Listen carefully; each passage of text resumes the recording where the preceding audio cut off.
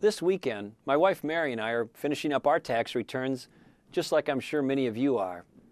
It's a time when a lot of us look at our family's finances and ask some pretty tough questions. Like, are we saving enough for our kids' college? Will we be able to retire at a normal age? And what might happen if the recession gets worse, like it has over the last 2 months, when over 1 million Americans lost their jobs?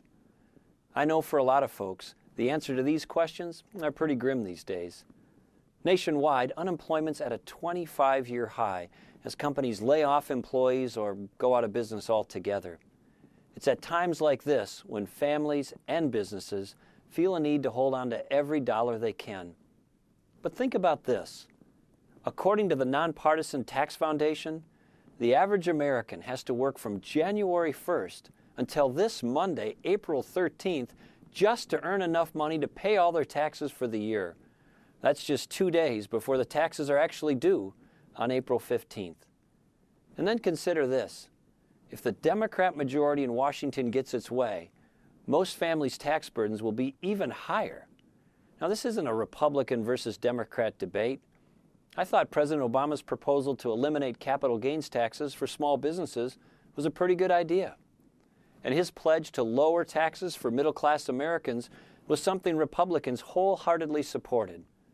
But the budget that Congress is considering doesn't provide that tax relief. And rather than eliminate capital gains taxes for small businesses immediately so they can create jobs right now, their budget keeps those taxes high until after President Obama's term in office. And most concerning, this budget creates mountains of new debt that will ultimately require higher taxes on all of us and our children. I think that's wrong. Families are hurting now, and small businesses can't create new jobs soon enough.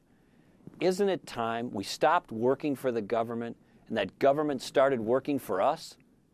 Here's a novel idea for the federal government. Instead of collecting more taxes and then redistributing them through more federal programs, why don't you just let us keep more of our money in the first place? The federal government should keep a lid on taxes, control government spending, and borrow less